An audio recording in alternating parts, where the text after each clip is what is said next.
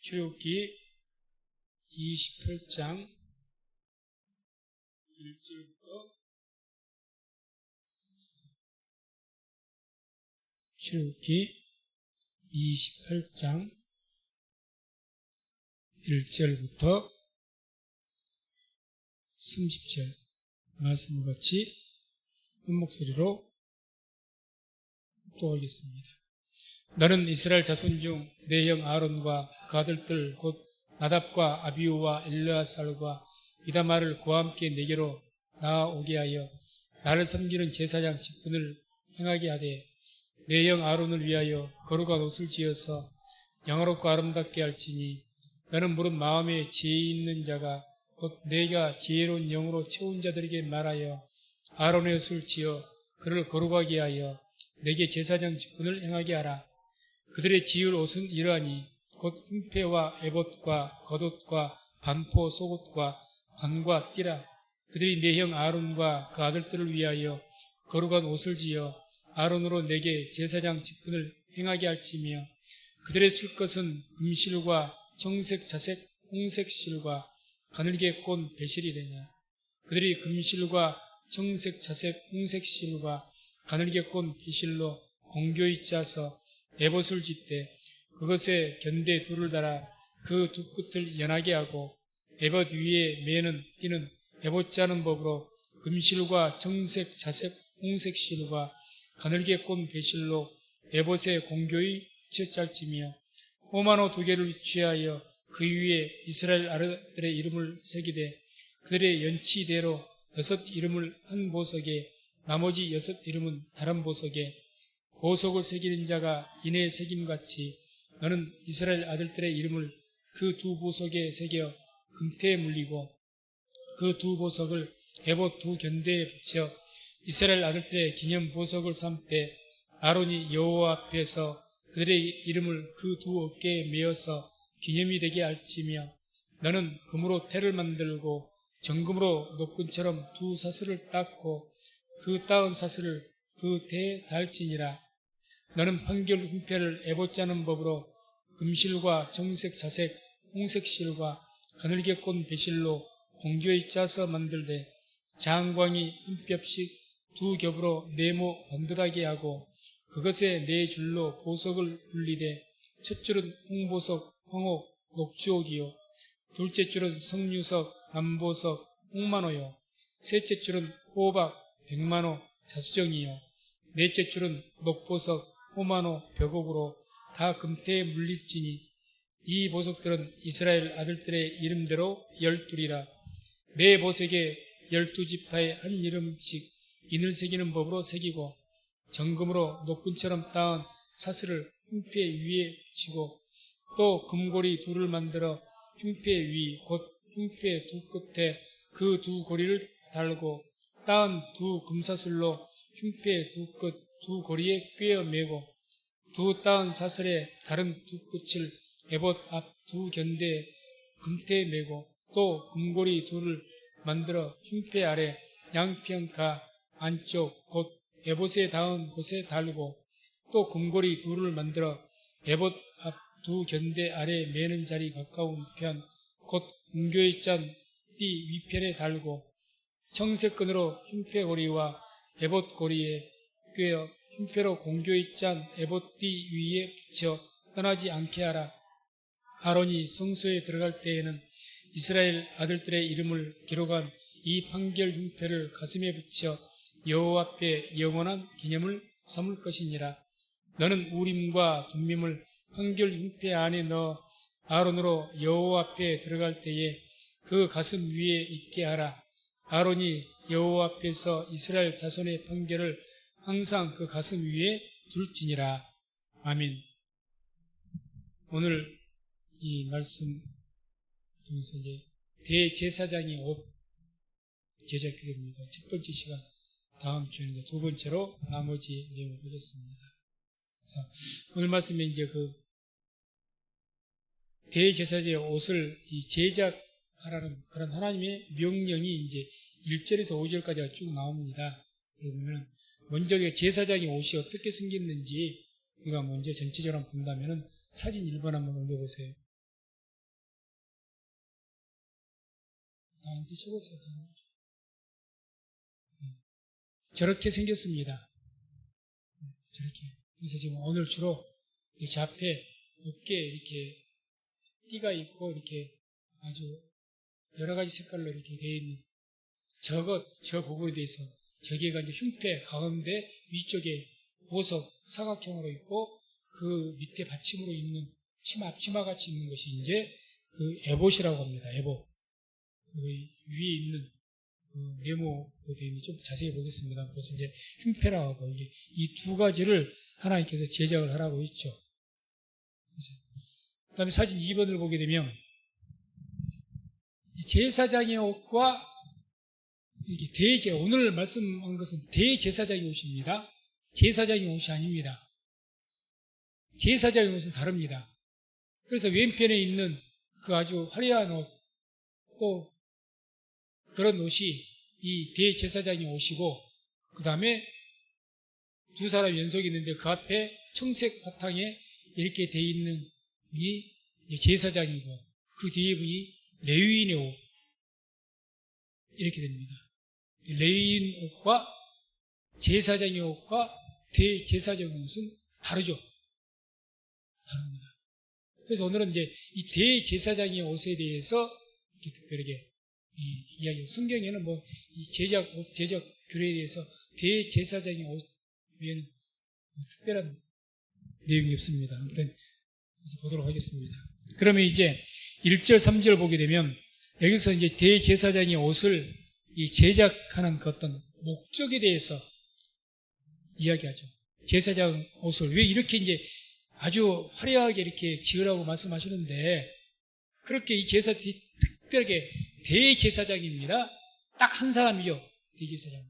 그 제사장을 위해서 하나님을 섬길 때 입을 옷, 그것을 이렇게 화려하게 만들고 제작을 하셨는데, 거기에 대한 그 이유, 목적이 뭔가 1절 3절을 보면 이런 말씀이 나오죠.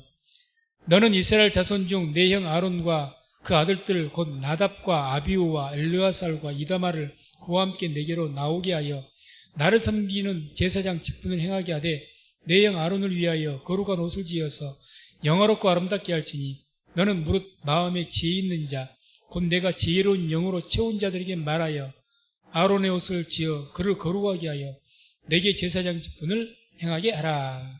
아멘. 자, 하나님께서 왜 이렇게 대제사장의 옷을 특별한 방법으로 화려하게 하죠? 12보석이 달려있어요. 아주 화려하게, 아주 화려합니다. 아주 화려하게.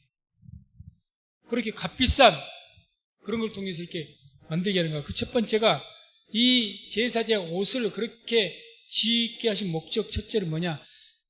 제사장의 직분을 하게 하기 위해서라고 합니다. 그래서 오늘 2절에 보면 이런 말씀이 나오죠. 내 형 아론을 위하여 거룩한 옷을 지어서라고 말하는데, 이 아론이 뭘 하는 사람입니까? 대제사장으로서 하나님을 섬겨야 될 뿐이죠. 그래서 그를 위해서 옷을 짓는데, 이 옷이란 말이 어떤 이야기냐? 좀 우리가 생각하는 의미가 다른, 옷이라 단순히 옷을 말한 것이 아니라 이 옷이란 성경 원어의 이 베가드라는 이 단어의 그 원뜻이 뭐냐? 덮다, 가리다는 뜻을 갖고 있어요. 덮는 것. 제사장의 옷은 거룩한 옷인데 그 옷은 덮는 것이다. 다시 말해서 뭘 덮는 것이냐? 제사장 아론이 죄가 없는 사람입니까? 대제사장일지라도 죄가 있는 사람입니다.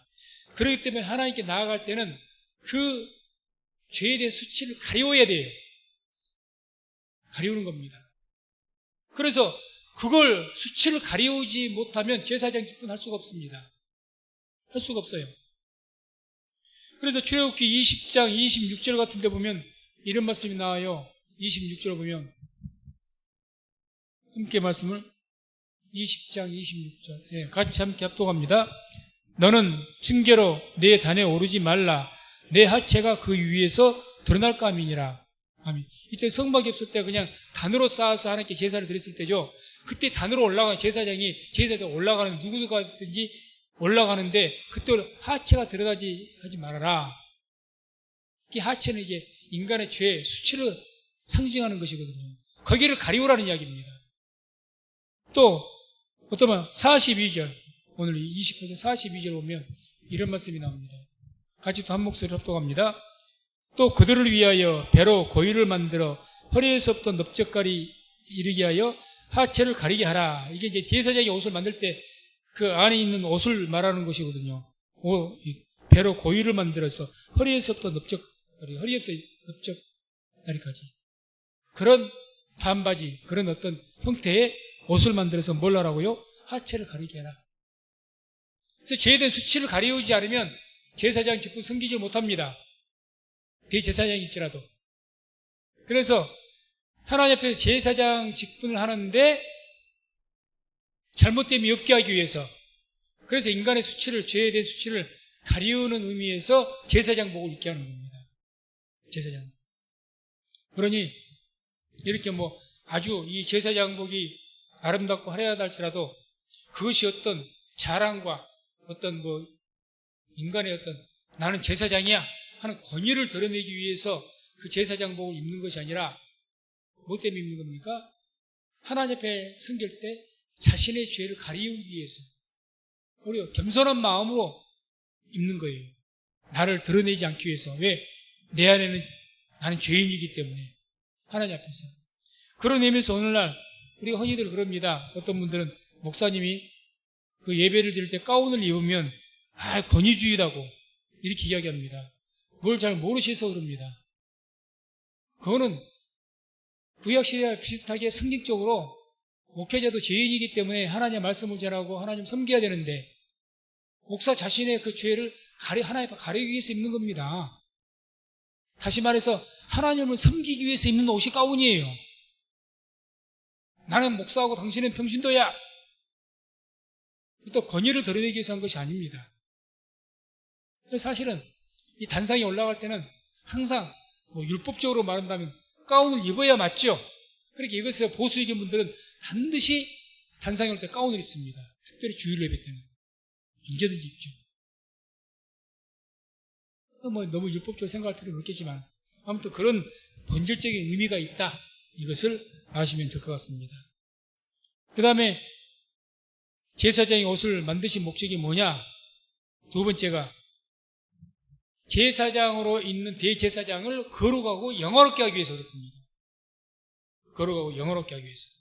2절에 보면 이런 말씀이 나와요.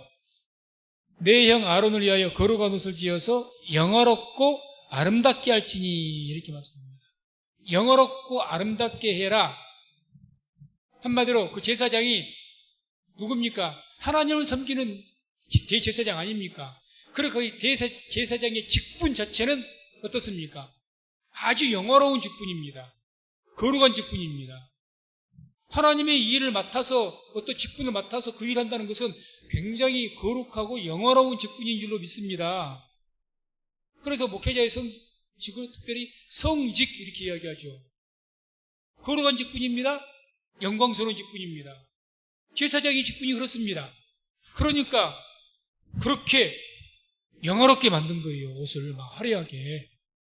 뒤에 다시 설명하겠지만. 그래서 이 대제사장은 누구를 상징을 합니까? 예수님을 상징하죠.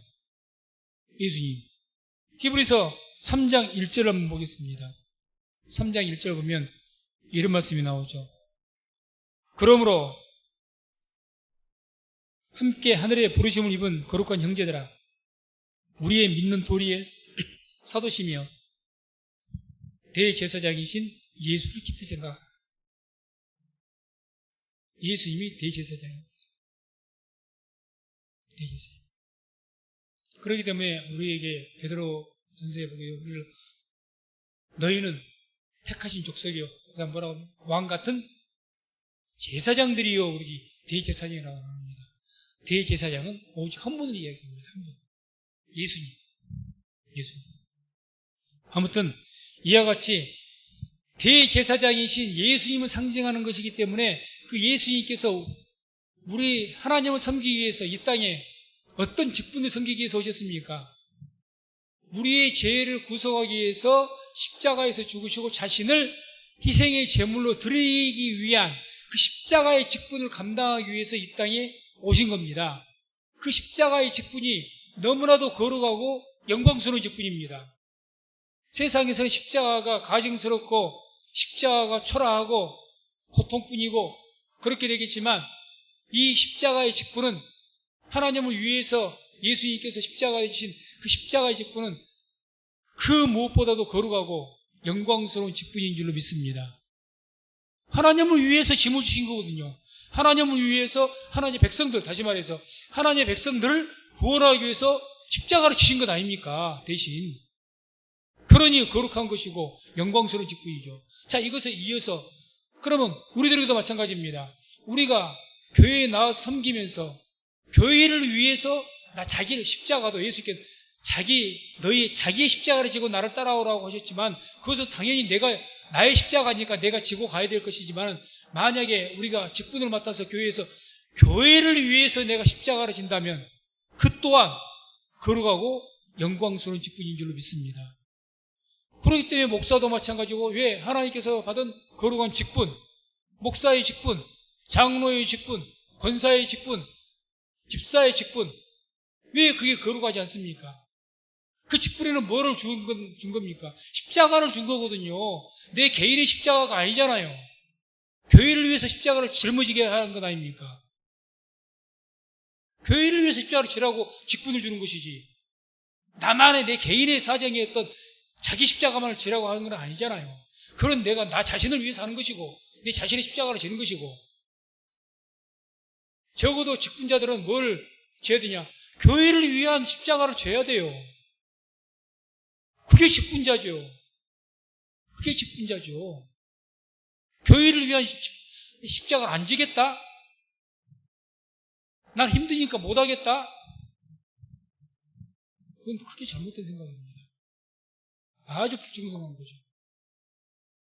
우리가 이 교회를 위해서 지신 십자가, 이 직분도 거룩하고 영광스러운 것인 줄로 믿습니다. 그렇게 알고 섬겨야 되는 거예요. 그렇게 알고 섬겨야죠. 그냥 내 직분이 큰 직분이야 적은 직분이야 맡은 것이 적다고 불충성하고 함부로하고 하나님 기뻐하실 리가 없죠. 아주 교회를 위해서 주님께서 대제사장이시기 때문에 우리를 위해서 생명을 드리는 그런 직분을 주신 것 아닙니까? 십자가의 직분. 생명을 바치는. 그럼 우리가 거기까지는 못 간다 할지라도 적어도 교회를 위해서 뭔가 내가 충성을 하고 희생을 하고 그런 십자가는 우리가 져야죠. 그걸 잘 졌을 때 하나님께서 우리를 거룩하게 하시고 우리를 영광스럽게 우리를 세우실 줄로 믿습니다. 다음에 이제 또 4절 5절에는 이 흉패, 에봇, 겉옷, 반포, 속옷, 관, 띠 오늘은 이제 흉패와 에봇만 보는데 그 외에도 겉옷, 반포, 속옷 모든 제사장이 입는 제사장에 관련된 모든 옷들을 총망라해서 이것을 이제 제작하라고 명령하신 내용이 나옵니다. 4절 5절 보면 그들의 지을 옷은 이러하니 곧 흉패와 에봇과 겉옷과 반포, 속옷과 관과 띠라. 그들이 내 형 아론과 그 아들들을 위하여 거룩한 옷을 지어 아론으로 내게 제사장 직분을 행하게 할지며 그들의 쓸 것은 금실과 청색, 자색, 홍색실과 가늘게 꼰 배실이니라. 아무튼 제사장 그 대제사장이 입을 그 어떤 거룩한 옷을 만들 때는 이제 여러 가지 이제 기본 재료가 뭐냐? 바로 5절에 나온 것처럼 금실과 청색, 자색, 홍색실과 가늘게 꼰 배실로 공귀하게 술을 놓아서 아름답게 화려하게 술을 넣어서 만들어라 그 말이지 않습니까? 잘 보세요. 우리가 지난번에 봤을 때 성막 봤을 때 성소 지성소의 휘장을 봤을 때 그 휘장들을 만들 때 그 실 재료가 뭐든가요? 여기 나온 거잖아요. 여기 나온 거. 거의 똑같지 않습니까? 청색, 자색, 홍색실, 가늘게 꼰 배실이었습니다. 근데 여기서 하나가 추가가 됐어요. 금실. 휘장에는 금실 없어요. 그게 예수님만 상징하는 거예요. 근데 여기는 이제 직분을 상징하는 옷을 짓는 것이기 때문에 청, 자, 홍색실, 가늘게 꼰 배실 이거 주님을 상징하는 그런 모든 것에 대한 것을 다 들어가서 거기에 플러스 뭘 했느냐? 금실을 넣습니다. 이 금실, 그럼 금은 뭘 의미하느냐? 직분의 존귀성을 상징합니다. 대제사장 직분의 존귀성. 그러죠. 하나님을 위해서 십자가를 지신 그 대제사장으로서 우리의 죄를 짊어지신 그 직분의 존귀함. 그것을 금으로 상징한 겁니다. 직분의 존귀성이죠. 하나님께 주신 성직, 직분은 존귀한 겁니다. 존귀한 거죠. 무엇보다 존귀한 겁니다. 근데 직분의 존귀성을 나타내기 위해서 금실을 거기서 의도적으로 넣어서 다른 실들과 함께 수르롭게 놓는 거예요. 그리고 이제 뒤에 나오지만 그 금실로 전부 의복의 이 끝에마다, 끝단마다 어떻게 한 줄 아십니까? 비싼 옷은 그러지 않아요. 끝단에다가 화려한 금실로 이렇게 막 수를 놓잖아요. 그런 것처럼 이 제사장은 그렇게 합니다. 금실로 다 마무리를 다 합니다. 제사장 직분을 존귀하게 상징하는 거죠. 그래서 사진 3번 한번 또 보겠습니다. 사진 3번. 딱 찍으세요. 예. 저기 제사장 그 어떤 옷에 대해서 쭉 나오죠. 상세히는 볼 수 없지만은 아무튼 이 실 맨 끝에 이 뭐 어떤 그처럼 천 같은 거 이렇게 앞치마 그 에봇 있는데 그 끝에는 처음 어떻게 금실로 끝에를 이렇게 수를 놓게 되어 있습니다. 다 이렇게 해서 사설같이 이렇게 쭉 해서 끝을 마무리 짓게 만들고 아주 그렇게 해서 이렇게 만듭니다. 아무튼 어떤 이 금은 실을 의도적으로 한 것은 제사장의 직분이 존귀한 것을 상징하는 것이기 때문에 존귀함을 상징하기 위해서 이렇게 해서 제작을 하게 하는 거죠. 그 다음에 이제 두 번째, 그러니까, 잠깐 놔둬보세요. 여기에서 이제 이 제사 직분을 하기 위해서 에봇이라는 것이 뭐냐. 지금 저기서 보게 되면은, 대제사장의 사진을 보게 되면, 그 앞치마 같이 어깨가 이렇게 끈이 있죠. 끈이 있고 이렇게 밑에, 앞치마 같이 밑에까지, 다리 무릎 쪽까지 내려온 거기까지를 에봇이라고 합니다. 앞치마하고 비슷하다고 생각하면 됩니다. 이렇게 해서 앞치마하고. 그리고 이제 흉패라는 것은 그 앞치마의 그 허리에 띠를 이렇게 맸잖아요. 허리띠 같이. 허리에 띠를 맸는데 그 허리띠 그 위에 네모 형식으로 되어 있는 곳. 그게 이제 흉패입니다. 자그마하게. 네모 형식으로. 그게 이제 흉패입니다. 자세히 보도록 하고. 그럼 이제 두 번째. 이 6절에서 14절까지가 이제 이런 에봇, 방금 말씀드린 앞치마와 같이 모양이 생긴 그 에봇에 대한 제작법이죠. 여기서 어떻게 만들려고 하신가 다시 한번 이제 보면 6절에 보면 이제 그 재료가 뭔지 다시 나오죠. 그들이 금실과 정색, 자색, 홍색실과 가늘게 꼰 배실로 공교히 짜서 에봇을 짓대. 그래서 금실하고 청, 자, 홍, 가늘게 꼰 배실, 흰색이죠. 이것은. 그것을 짜서 수를 와서 그 에봇을, 앞치마와 같은 것을 만든다는 이야기입니다. 그래서 아까 우리가 사진을 제가 말씀을 드렸고요. 그 다음에 이제 7절, 8절 보게 되면 이제 그 에봇 중에서도 그 견대, 그 앞치마의 그 끈이라고 생각하면 됩니다. 끈. 내가 이제 그 앞치마를 입기 위해서 끈이 있지 않습니까? 양쪽 어깨에는 끈. 그 견대를 만드는 제작법. 7절, 8절에 나옵니다. 견대 제작법. 그래서 그것에 견대 돌을 달아 그 뚜껑을 연하게 하고 에봇 위에 매는 띠는 에봇자는 법으로 금실과 정색, 자색, 홍색 실과 가늘게 꼰 배실로 에봇의 공기에 붙여 짤지며 그렇게 앞치마로 이렇게 입을 수 있도록 그 에봇을 입을 수 있도록 끈으로 어깨끈을 그렇게 만들어서 짜서 붙여서 이렇게 만들어라. 그 이야기죠. 아까 사진에 나온 것처럼. 그래서 다시 한번 그 사진 한번 볼까요? 사진 3번. 예, 어깨를 말한 거죠. 견대라고 써있잖아요. 견대. 어깨끈. 어깨끈을 이야기합니다. 그렇게 한다는 것이고. 그 다음에 이제 9절에서 11절까지가 이제 이 어깨끈 그 위에다가, 아까 그 어깨끈 위에다가 꼭 군인들 계급장을 다는 것처럼 이렇게 그 어깨에다가 두 보석을 그게 붙이라고 합니다. 호마노라는 보석을. 거기 두 개 붙여. 그 이야기를 이제 하죠. 그 두 보석을 제작하는 그 제작법에 대해서 9절에서 11절까지 쭉 말씀이 나옵니다. 그러면은 호마노 두 개를 취하여 그 위에 이스라엘 아들들의 이름을 새기되 그들의 연치대로 6 이름을 한 보석에 나머지 6 이름은 다른 보석에 보석을 새기는 자가 인의 새김같이 너는 이스라엘 아들들의 이름을 2 보석에 새겨 금태에 물리고. 그러니까 상상을 하면 됩니다. 경찰이 됐든지 군인이 됐든지 계급장을 달잖아요. 계급장처럼 그 어깨에다가 견대에다가 2 보석을 붙인다는 거예요. 성경의 상식에 보면 그걸 붙이기 위해서 이제 금으로 술을 놓아서 거기서 딱 물려서 안 떨어지도록 이렇게 물려서 물리게 해라. 이제 그렇게 그런 설명까지 나옵니다. 그런데 중요한 것은 그 호마노라는 그 보석, 호박과 같은 그런 유사한 그런 보석에다가 이름을 새기라는 거예요. 이름을. 그래서 오른쪽 왼쪽에 이름을 새기는데 12지파니까 6지파 이름을 다 새기라는 거죠. 12아들들 이름을 새겨라. 그래서 그들의 연치대로, 그 말은 그들의 나이 순서대로 새겨라. 루번, 유다 이렇게 해서 쭉 해서 그 태어난 순서대로 오른쪽 왼쪽으로 해서 그 12아들들의 이름들을 새겨서 보석에 새겨가지고 견대 어깨에다 붙여라. 계급장처럼. 그 이야기죠. 그렇게 됩니다. 그래서 여기에서 이제 이름을 새기라고 해서 보석에 새기라고 그러죠. 보석. 뒤에 또 흉패도 보석에 새깁니다만 보석은 뭘 상징하느냐? 영원성을 상징합니다. 영원성. 그러니까 이 보석에 호마노라는 보석에 이름을 새기라는 것은 이 기록된 이름은 영원하다는 겁니다. 영원성. 생명책에 기록된 이름과 똑같은 거예요. 영원하다는 거죠. 영원하다. 하나님 택한 백성 이스라엘 백성들은 영원하다는 거죠. 영원하다.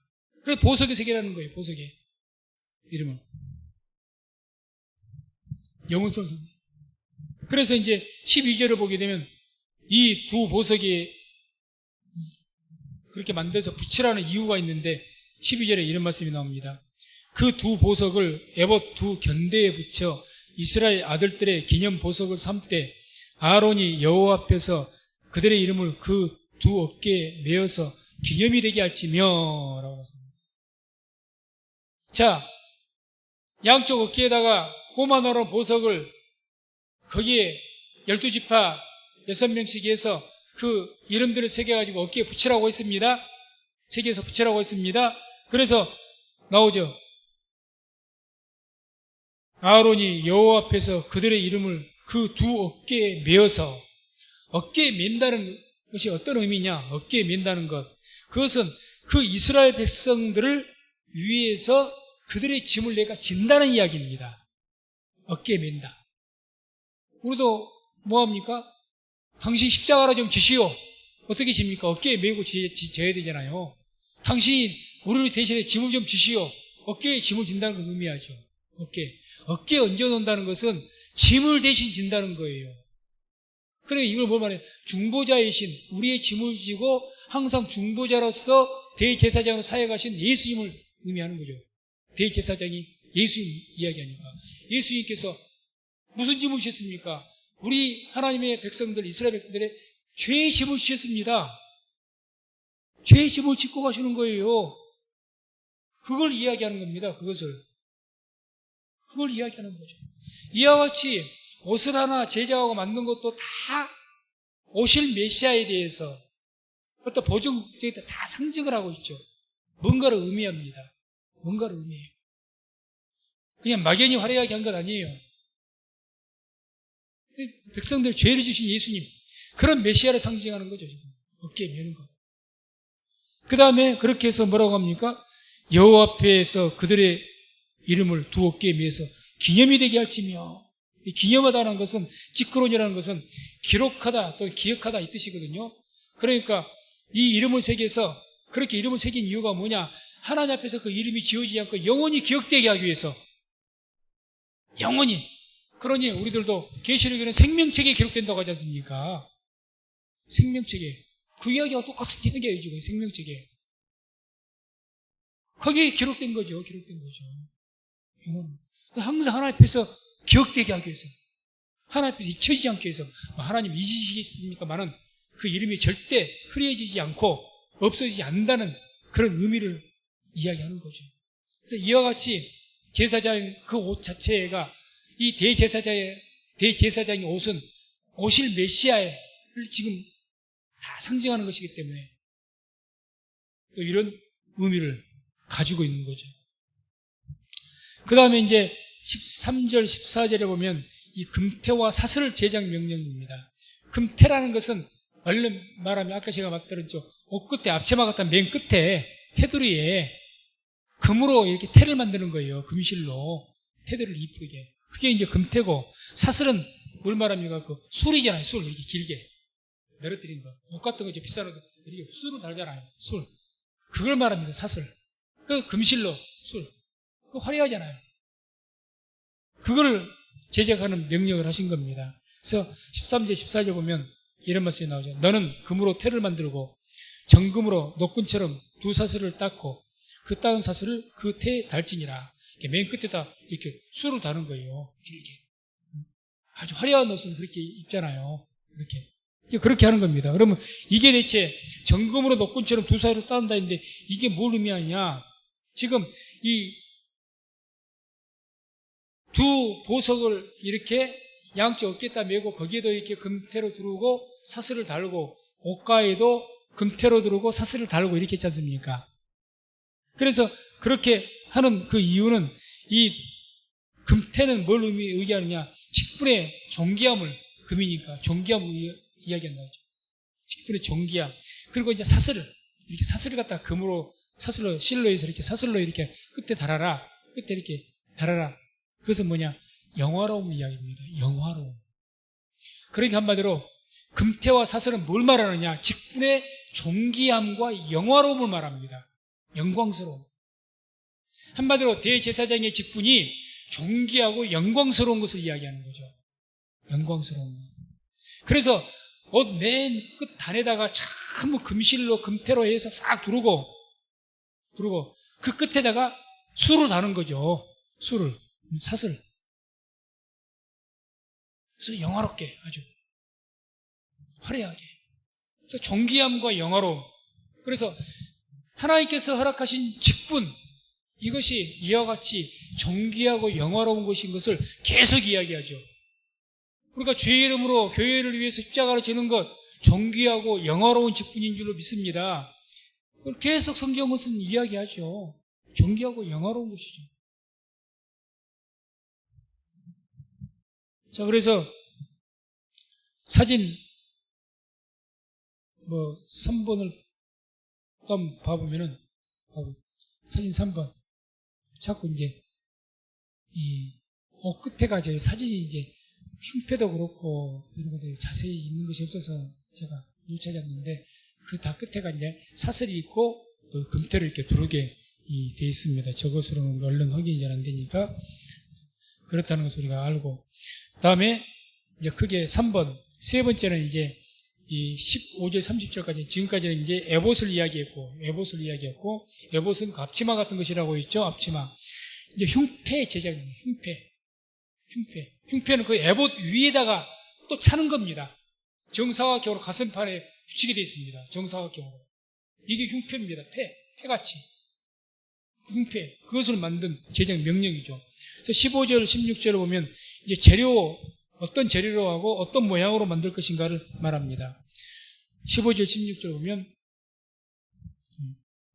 너는 판결 흉패를 에봇 짜는 법으로 금실과 청색, 자색, 홍색 실과 가늘게 꼰 배실로 공교히 짜서 만들되 장광이 한 뼘씩 두 겹으로 네모 반듯하게 하고, 역시 똑같이 금실, 홍색, 청색, 자색실, 가늘게 꼰 배실 똑같죠. 짜는데 이제 그 모양을 어떻게 할 거냐? 장광이 한 뼘씩, 한 뼘. 그래 안 크죠. 안 큽니다. 한 뼘 정도. 그 정도. 그렇게 해서 두 겹으로 해서 이 네모 반듯하게. 장광이라는 것은 길이와 넓이를 말한 것이 정사각형이겠죠. 정사각형의 모양이 된 한 뼘 정도 되는 그 네모난 그것을 흉패를 가슴에 붙이라는 이야기입니다. 에봇하고 만드는 법하고 똑같이 만들어서. 근데 단 이제 이것은 패니까 한 겹이 아니라 두 겹으로 해라. 그러죠. 단단하게, 튼튼하게. 두 겹으로 만들어라. 그렇게 했죠. 반듯하게 해라. 그래서 이 흉패를 만듭니다. 거기에 이제 17절에서 21절을 보면 거기에 12보석을 붙이라고 합니다. 한 뼘씩 되는, 가로 세로 한 뼘 정도 되는 그런 어떤 이 네모 상자 같은 그 폐에다가 보석을 12개를 박으래요. 보석을. 그래서 이 내용 보게 되면 17절, 21절 보면 그것에 네 줄로 보석을 물리되 첫 줄은 홍보석, 황옥, 녹주옥이요. 둘째 줄은 석류석, 남보석, 홍만호요. 셋째 줄은 호박, 백만호, 자수정이요. 넷째 줄은 녹보석, 호만호, 백옥으로 다 금태에 물릴지니. 이렇게 보석을 고정하기 위해서 금태에 물리라는 거죠. 실로 떨어지니까 물릴지니. 이 보석들은 이스라엘 아들들의 이름대로 12이라 매 보석에 12지파의 한 이름씩 인을 새기는 법으로 새기고. 도장, 인이라고 해서 도장 인자거든요. 도장 새기는 것처럼 파서 그렇게 이 보석에다 파는 거죠. 보석은 영원성을 상징하는데 파서, 그러니까 그 이름이 영원토록 보존되게 그렇게 새기라는 이야기죠. 그래서 먼저 우리가 이 사진 4번을 한번 보겠습니다. 보면 이제 이 흉패, 아니 그 4번, 3번이요. 4번. 흉패만 나온 사진이 있어요. 네, 나와요. 저게 이제 흉패입니다. 저게 흉패인데, 저 가운데 있는 게 이제 보석 사각형인데, 저게 이렇게 저렇게 보석들이 다 있어요. 하나 더 치세요. 보석이 또 나와요, 밑에가. 12개가 나와, 이렇게 세 줄이 나와야지, 세 줄. 예. 네, 저렇게 또 나오죠. 그러니까 각 지파를 상징하죠. 각 지파를. 그러니까 12개. 그러면 이제 이것을 12개인데, 이 흉패가 뭘 의미하느냐? 이 대제사장이신 예수님, 그 어디에 있습니까? 가슴팍에 이렇게 다 붙여져 있잖아요. 우리가 신약 성경에 뭘 이야기합니까? 예수 안에 거하라 그러죠. 예수 안에. 예수 안에 있는 백성들을 이야기합니다. 흉패가. 12보석이 있지 않습니까? 예수 안에 있는 백성들이에요, 지금. 제사장이신. 예수 안에 있는 백성들은 그 이름은 영원할 줄로 믿습니다. 그걸 지금 말씀한 거예요. 그러니까 계속해서 신약에서 계속 예수 안에 가라, 예수 안에 가라, 예수 안에 가라. 예수 안에 있는 백성들은 영원할 줄로 믿습니다. 그걸 지금 말씀한 거죠. 그리고 이제 이 12가지 보석이 그 이스라엘 백성들의 이름들이 새긴 보석이 계시록에 또 나옵니다. 계시록에. 비교를 해본다면 계시록 21장 19절 20절 한번 보겠습니다. 말씀을 같이 한번 공독합니다. 그 성의 성곽의 기초석은 각색 보석으로 꾸몄는데 첫째 기초석은 벽옥이요, 둘째 남보석이요, 셋째는 옥수요, 넷째는 녹보석이요, 다섯째는 홍만호요, 여섯째는 홍보석이요, 일곱째는 황옥이요, 여덟째는 녹옥이요, 아홉째는 담황옥이요, 열째는 비취옥이요, 열한째는 청옥이요, 열둘째는 자정이라. 아멘. 이 12보석도 역시 12지파를 의미합니다. 근데 여기서는 뭐라고 했냐? 그 성곽의 기초석이 뭐라고 했습니까? 보석이라고 했어요. 기초석이. 그러니까 어떤 성이 있는데 새 예루살렘 성을 이야기하거든요. 새 예루살렘 성을 그 바치고 있는 기초석이 12개의 보석이에요. 이건 뭘 의미하느냐? 새 예루살렘 성은 영적으로 뭘 의미하겠습니까? 영원한 하나님의 나라, 교회를 상징합니다. 교회. 이 땅에서는 교회 하나님의 나라고 주님의 나라 임하시면 그때는 이제 새 예루살렘같이 하나님의 나라가 임하겠죠. 거기에 기초가 되는 것이 뭐라고요? 12지파 아들들의 이름들이 그 기초서 보석이 거기에 있어요. 그러니까 이 말은 뭘 말한 겁니까? 지금 12명의 그 영원한 하나님의 백성들, 그들이 바로 하나님의 나라의 기초다는 겁니다. 기초.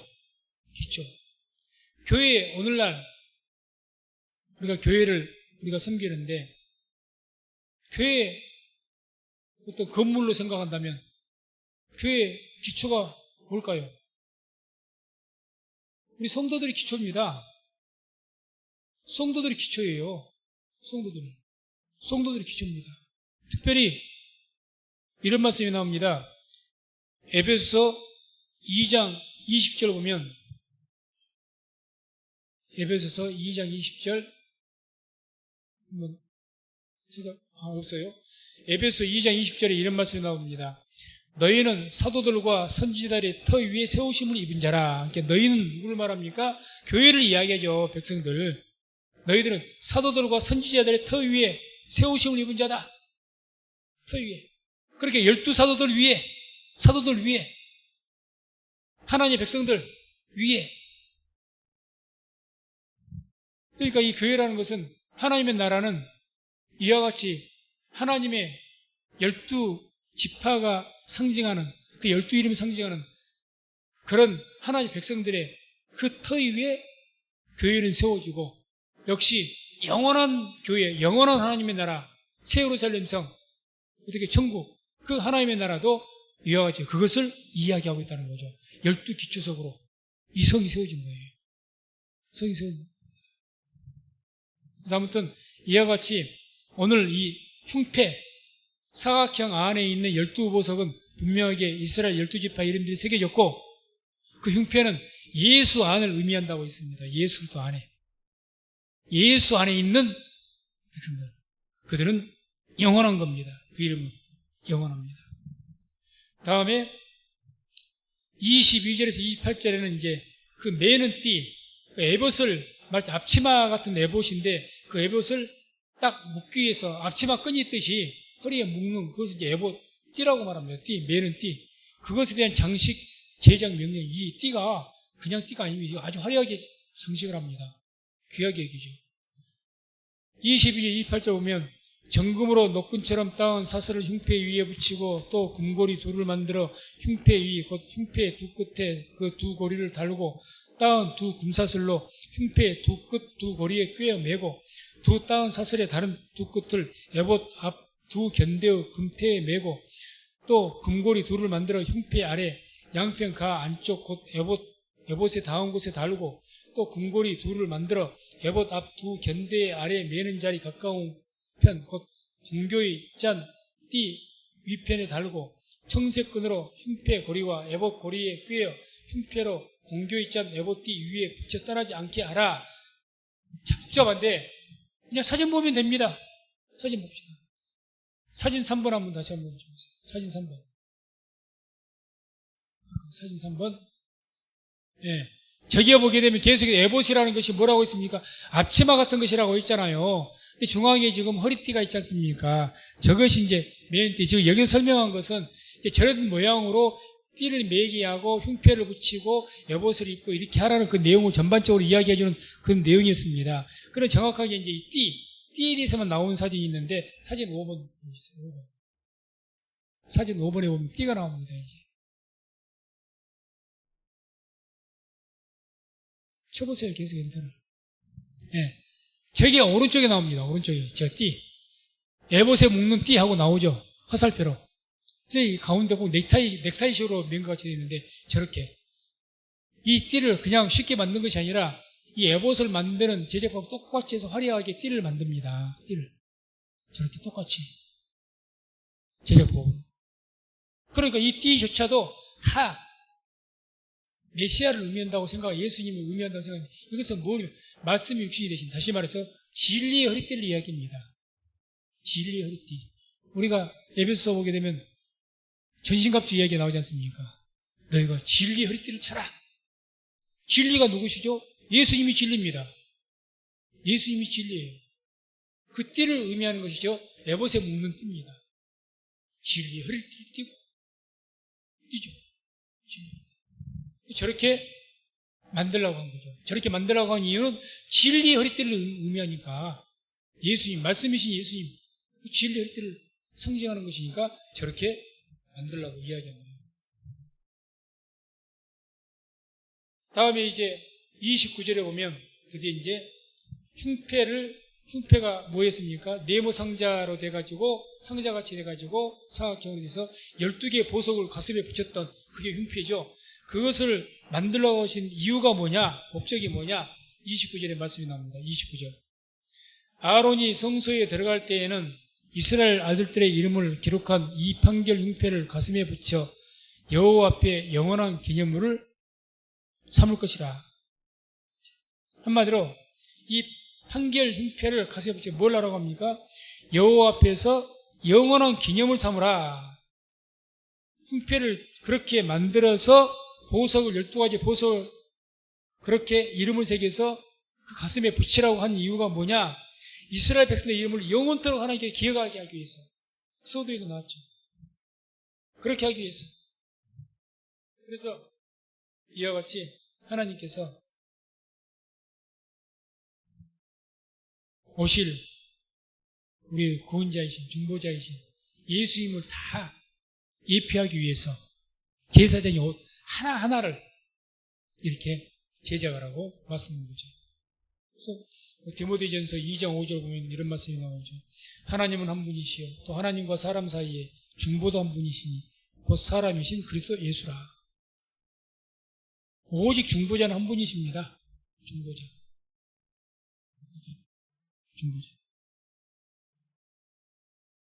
어떤 분들이 그래요? 중보 기도한다. 그래서 예수님이 중보 기도한 것과 우리가 중보 기도한 것과는 다릅니다. 예수님께서 중보 기도한 것은 하나님과 우리 사이 위에서 우리를 위해서 주님께서 하신 것이고 우리는 예수님이 하신 것처럼 중보자가 될 수는 없는 거예요. 누구를 위해서 기도를 하는 거죠. 누구를 위해서. 그러나 예수님께서 그 중보자라는 것은 우리를 대신해서 하는 것이고 예수님께서 중보기도 하신 것은 우리를 대신해서 하신 거예요. 대신해서. 성령께서 우리 안에서 친히 말할 수 없는 탄식으로 우리를 위해서 기도하신 것처럼 그러니까 우리를 대신해서 기도한 겁니다. 우리를 대신해서. 그런데 우리가 하나님께 기도하는 것은요, 내가 성도님들 대신해서는 못합니다. 중보자 아닙니다. 큰일 나는 소리예요. 그럼 목사가 또 우리가 서로를 위해서 중보기도한 것은 뭘 이야기하냐? 그 위에서 도와주는 의미에서 기도하는 것이 대신하는 것이 아닙니다. 성경 원뜻은 크게 차이로 분명히 합니다. 분명히요. 그래서 우리가 중보기도하는 것과 예수의 중보기 그거 헷갈리면 우리는 중보자 아닙니다. 중보자는 우리를 대신해서 서 있는 하나님과 사람 사이에 대신 중간에서 우리의 죄를 다 짊어지시고 서 있는 중보자는 오직 예수님 외에는 안 계십니다. 우리를 대신해서 죽으셨잖아요. 대신 우리를 대신해서 죽으시고 우리를 대신해서 기도하시는 거예요. 이게 예수님으로서 중보자이신 예수님을 이야기하고 우리는 대신하는 것이 아니라 누구를 위해서 하는 겁니다. 누구를 위해서. 이 차이가 분명히 있습니다. 그러니까 혹이라도 중보 기도한다 할 때 주님이 중보 기도한 것과 같다고 착각하면 안 됩니다. 아니에요. 엄격한 차이가 있고 큰 차이가 있습니다. 아무튼 그런 중보라는 것도 그런 분명한 차이가 있다는 것을 알아야 합니다. 그 다음에 이제 마지막 30절 보게 되면 이제 흉패를 그 12개 보석을 물렸던 그 흉패를 만든 그 용도에 대해서 이야기하는데 30절 보면 말씀을 같이 함께 읽습니다. 너는 우림과 둠밈을 판결 흉패 안에 넣어 아론으로 여호와 앞에 들어갈 때에 그 가슴 위에 있게 하라. 아론이 여호와 앞에서 이스라엘 자손의 판결을 항상 그 가슴 위에 둘지니라. 여기서 우림과 둠밈이란 말이 나옵니다. 그래서 아까 우리가 이 흉패를 만들 때 두 겹으로 만들라고 했잖아요. 두 겹. 이 두 겹을 단단하게 하기 위해서도 있지만은 우림과 둠밈을 그 두 겹으로 된 그 주머니 안에 넣게 하기 위해서 하는 겁니다. 우림과 둠밈. 우림이란 말은 빛이란 뜻이고 빛. 둠밈이라는 그 말은 완전이란 뜻입니다. 빛과 완전. 이런 뜻을 가지고 있습니다. 그래서 여기는 이제 이 흉패를 뭐라고 부릅니까? 판결 흉패라고 하죠. 판결 흉패. 그러니까 뭔가를 하나님의 판결을 결정내주는 거죠. 백성들이 하나님께 뭘 물으러 와요. 거기에 대해서 판결을 내준 겁니다. 그래서 판결 흉패라고 하면 왜? 그 안에 우림과 둠밈을 항상 대제사장은 우린과 분명을 놓고 있기 때문에 그것을 판결해 주기 위해서 15절에도 너는 판결 흉패라고 이야기하죠. 15절에 판결. 그래서 백성들이 뭔가를 묻습니다. 주님, 우리가 전쟁을 할까요 말까요? 이것을 할까요 말까요? 내가 갈까요 말까요? 그런 것들을 묻습니다. 그러면은 제사장이 와서 제사를 드리고 묻는 거죠. 제사장은 그 판결 흉패, 우림과 둠밈을 가지고 하나님께 기도하고 그 우린 것들을 제의뽑기식으로 뽑는 거죠. 뽑는 거. 그래서 빛이 이제 주로 이제 어떤 내려오는 그 어떤 설로서는 흰 돌과 깨끗한 흰 돌과 검정 돌을 이렇게 했다고 하는데 아무튼 흰 돌이 나오면은 하나님께 허락하신 것이고 검정 돌이 나오면 하나님께 허락하지 않으신 것이고 이런 의미를 가지고 있습니다. 우림을 뽑으면은 허락하신 빛을 뽑으면은 허락하신 것이고 완전을 뽑으면은 주님께 허락하지 않으신 것이고 이런 의미를 가지고 있습니다. 그래서 그런 어떤 것을 하기 위해서 하는 거죠. 그래서 이 실질적으로 이 사무엘상 28장 6절을 보면 이런 말씀이 나오죠. 함께 말씀을 합독합니다. 사울이 여호와께 묻자오되 여호와께서 꿈으로도 우림으로도 선지자로도 그에게 대답지 아니하심으로 해서 꿈으로도 대답지 아니하여 꿈으로도 환상으로도 옛날에는 많이 대답을 말씀하셨잖아요. 나타나서. 근데 그렇게 안 하는 경우는 직접 계시로 이렇게 안 해주신 경우에 우림과 둠밈을 통해서 하나님의 뜻을 알 수밖에 없는데 그것을 했는데 우림과 둠밈으로 다 하나님께서 알려주지 않았다는 거예요. 그럼 우리가 상식적으로 이렇게 생각하지 않습니까? 아니 하나는 검정돌이고 하나 흰돌인데 뽑았을 때 흰돌이 나오든지 검정돌이 나오든지 둘 중에 하나 나올 것 아니냐. 어떻게 하나님께 응답을 안 할 수가 있느냐. 이게 그래서 그 탈무드 같은 데 보게 되면 뭐라고 이야기하느냐. 이 우림과 둠밈으로 이 제비를 뽑아 사람이 뜻을 물을 때 하나님 뜻을 물을 때 2번을 한답니다. 증인의 숫자로. 2번을 뽑는다. 한 번으로 끝난 것이 아니고 한 번으로. 그러니까 무조건 한번 어떤 것으로 결정 나올 수밖에 없어요. 한 번은 알 수가 없잖아요. 무엇이 나오니까. 그러니까 2번을 연속해서 하나님께서 말하는 이게 증인의 숫자거든요. 2번은. 2번을 연속해서 해야 그것이 온전한 뜻인 줄로 알죠. 예를 들어서 왜 이 사울이 무료도 하나님께 답을 안 하셨냐? 한 번을 뽑으면 흰 것이 나오고 한 번을 뽑으면 검정 것이 나오고 또 뽑으면 또 흰 것이 나오고 이런 식으로 계속 2번 연속 안 나와버리니까 그러니까 하나님께 대답지 않으셨다는 겁니다. 대답지 않는 거죠. 그래서 이와 같이 우림과 둠밈, 흉패 안에 중요한 게 우림과 둠밈이니까 우림과 둠밈을 두어서 하나님의 뜻을 묻는 그런 용도로 사용을 했는데 이것이 영적으로 뭘 의미하느냐? 이 우림과 둠밈이 오늘 어떻게 하냐? 우리가 어떻게 오늘 하나님께 묻습니까? 이 우림과 둠밈 상징 오늘날에는 예수 그리스도의 이름입니다. 나는 시작과 끝이라고 했지 않습니까? 예수님이 나는 빛이라고 했지 않습니까? 예수의 이름이에요. 천국 열쇠. 우리가 예수님의 이름으로 구약시대에는 우림과 둠밈이라는 대제사장 앞에 가가지고 물었자지만 이제는 완전한 제사장이신 대제사장이신 예수님의 이름으로 우리가 기도하는 거예요. 묻는 거예요. 주님, 우리가 오늘 이런 것을 하고 싶은데 할까요? 이렇게 묻는 거죠. 또 오늘날에 우림과 둠밈이 뭐냐? 어디에다 물어야 되냐? 그 말이죠. 옛날 구약시 우림과 둠밈에게 물었는데 제사장에 가서 우림과 둠밈 그 판결 흉패 안에 있는 우림과 둠밈을 통해서 하나님의 뜻을 물었는데 그럼 오늘날 우리 시대는 어떻게 누구에게 물을 거냐 그 말이죠. 그것이 바로 예수님의 이름이라는 거죠.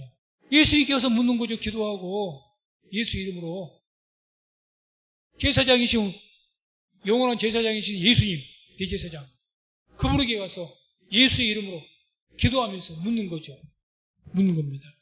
그래서 이와 같이 우림과 둠밈 이것은 어떤 예수님 이름으로 묻는 것, 예수님 이름을 상징한다고 볼 수가 있습니다. 그래서 오늘 여기까지는 이제 이 제사장의 옷 중에서 특별하게 에봇과 흉패 이 두 가지에 대해서 우리가 살펴보았습니다. 항상 우리가 성막에서부터 계속 보았던 것처럼 하나님께서 성막이 되었든지 또 성막에 쓴 도구가 되었든지 이렇게 거룩한 제사장 오실이었든지 이런 것을 만들려고 하실 때 특별한 방법으로 하나님이 택하신 백성들 통해서 지혜를 주어가지고 또 분명한 식양을 해서 정해줘서 재료도 정해주고 크기도 정해주고 모양도 대충 이렇게 하라고 말씀해주고 다 일일이 하신 이유가 있다는 거죠. 이유가 있습니다. 그렇기 때문에 우리가 계속해서 이제 앞으로 또 말씀들을 볼 터인데 이 말씀들을 볼 때 이 안에서 하나님께서 이 옛날 구약 시대의 성막을 통해서 우리에게 주시고자 하는 그 비밀의 계시를 깨닫는 우리가 있기를 주의 이름으로 축원을 드립니다. 그래서 여기서 발견을 해야죠. 여기서 발견을 하는 거죠. 여기 다 주님의 어떤 거 다 발견하지 않습니까?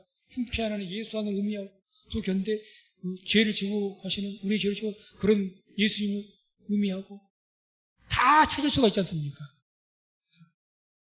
그래서 말씀을 통해서 더욱 하나님께로 가까이 가고 예수의 비밀을 깨달을 수 있는 은혜가 있기를 주의 이름으로 축원을 드립니다.